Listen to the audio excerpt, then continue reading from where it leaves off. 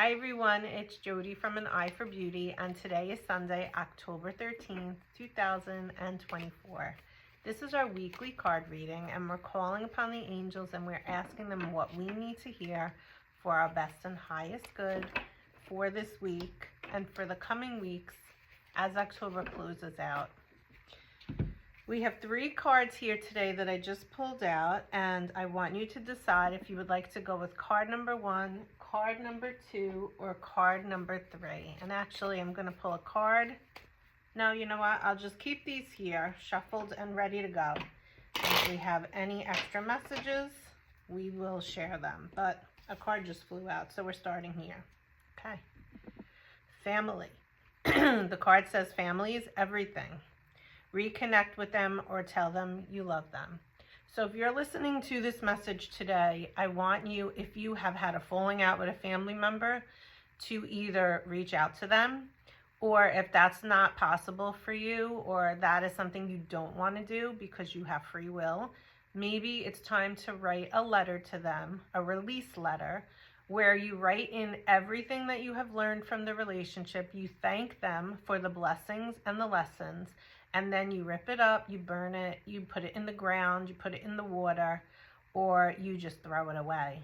You don't actually send it to them. Sometimes we need to really clear the clutter out from inside of our energetic field, which I've been talking to you guys a lot about lately. And if there's something that you have been holding on to from the past, which has been a theme for October, it's time to let it go. With all of these eclipses that we have been having, this is very important for you as someone on the spiritual path. Everybody should be doing it, in fact, but it takes work, and not everybody is doing the work, and that's okay. So I want you to understand that when you're on the spiritual path, we're not bypassing. If you've ever heard the term spiritual bypassing, we're not bypassing and saying, oh, everything's wonderful, everything's love and light, everything's rainbows and unicorns. From the minute I started sharing messages with you guys in 2020, I think it was, I'm pretty sure, or 2019, it's always been about doing the work. And so it's very important for you to acknowledge and accept the things that you're working on, that you're going through, that you're needing to heal. None of us are perfect. We all came here to learn lessons. We chose to be on this earth school at this time to learn things. So in terms of family, what do you need to learn? What did you learn? What do you need to release from the past? Secondly, family is a very broad word because our soul family, the collective, all of us are connected. We are all strands of the Creator. So we are a family, all of us. So when you're mad at someone that you don't even know, or you're on social media and you're talking to people because you don't agree with them, or you're yelling at them, or whatever the case may be, anybody, anywhere, I want you to think before you speak. I want you to consider before you say something that that is a family member. And of course, in family, we have conflict, we have differences of opinions. This is not about having the same opinion and always being connected in terms of agreeing with everything.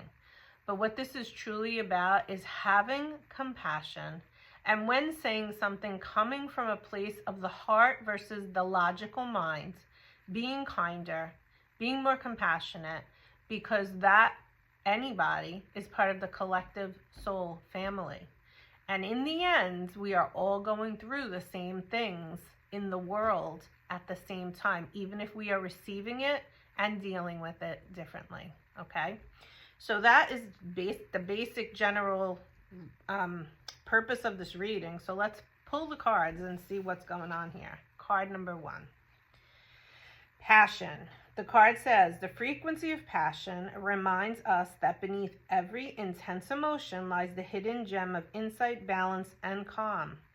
It assists us in finding the balance within this intensity, moving us from chaos to the calm of its core, where we can let its long-lasting wisdom fill us up. And the number here is 7. It reduces down to the number 7. 7 is about spiritual growth. So this card, and I didn't say that about the family card, is that when we come from a place of the heart versus the logical mind, we're able to be getting ourselves into balance. Coming from the heart is much calmer than coming from the mind. The mind is more of the ego, and yes, the ego can help us in certain aspects, but then in other aspects, it gets in the way because we have this guard up from the ego, because I don't need that, I don't need to do that, I'm better than that kind of an attitude comes off of the ego. Think about where you do that in your life. Where can you come back into the heart? The heart is where passion resides. I also want you to think about passionately, and we talked about this last week actually. When you speak, is it from a place of passion, or is it coming from a place of I need to be right, my ego? And so in your family or anywhere in your life, in any of your relationships, where can you bring in more of the energy of passion and less of the energy of that I need to be right ego? Because that's what's coming up, and that's something that you're learning, experiencing, or about to learn at this time. Card number 2, people, and look at the number 11, which can reduce down to number 2, or yet again, it's like a graduation from the number 7, okay? So 3 plus 4 is 7, 1 plus 1 is 2. No, this is not a math lesson, but what I want to explain to you in numerology is this.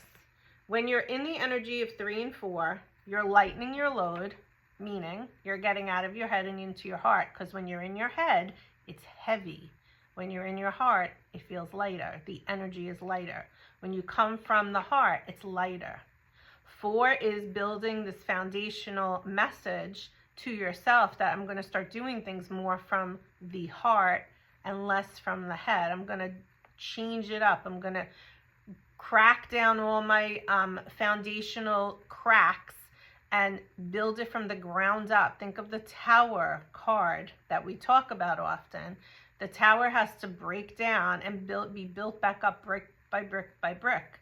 And a lot of people on the path of spirituality and learning and growing are doing that for themselves. They are breaking things down and re-looking at their beliefs that were actually limiting them.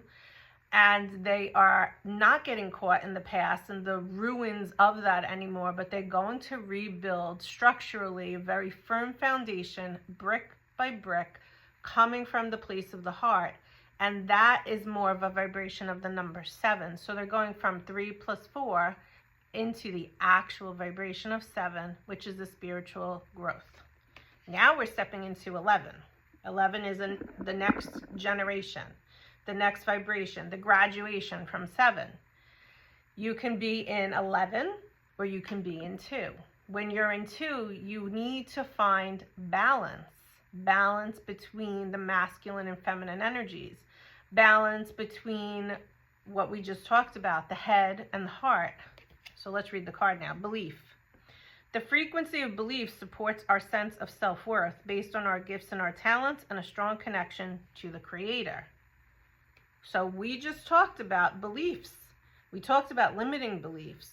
We talked about how we are getting more into the heart and out of the head because we have had this belief that we needed the head to survive.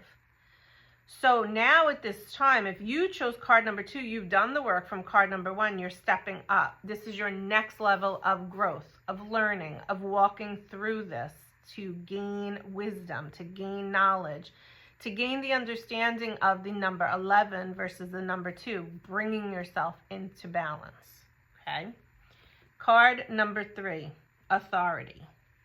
So if you chose card number 3, this is your card.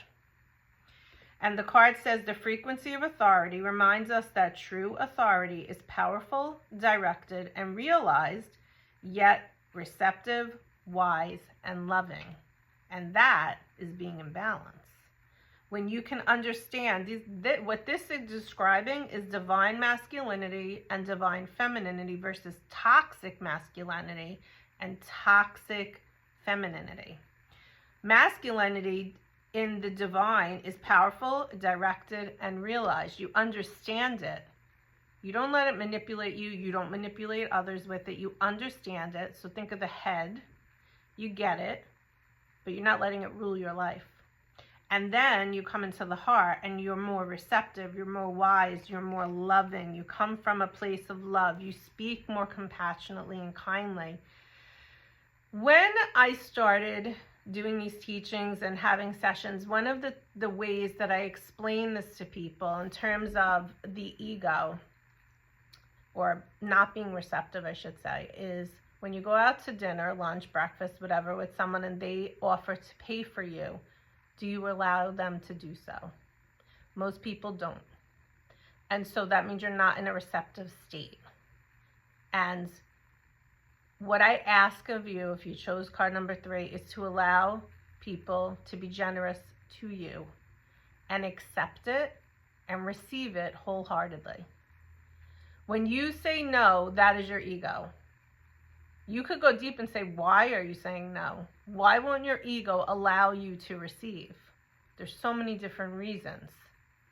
It could be unworthy, not feeling good enough, feeling like you're not doing enough because you can't do it for yourself. There's so many different reasons, but the basic premise, if you chose card number 3, is we're asking you to get into that balanced state. And we go from 1 and 2 cards to now this 3rd card, and here we are. Okay, so now the final message for this reading for this week. I wanted you to see the cards, so I turned them around. And if you chose either one of these cards, just take a minute to look at the different pictures here. These are sacred geometry symbols. And even though you may have no idea what they say, your higher self is very well aware of what it means. So take a minute, take a pause, and look at it. And let's get our final message for today.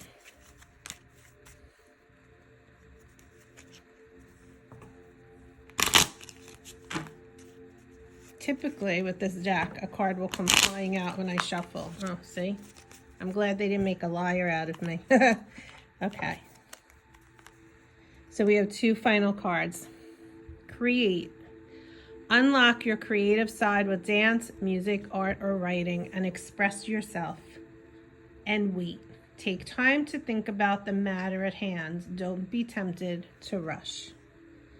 So with all of this that has shown up in today's reading, the basic premise of what the final messages are saying to you is, don't rush into anything at this time.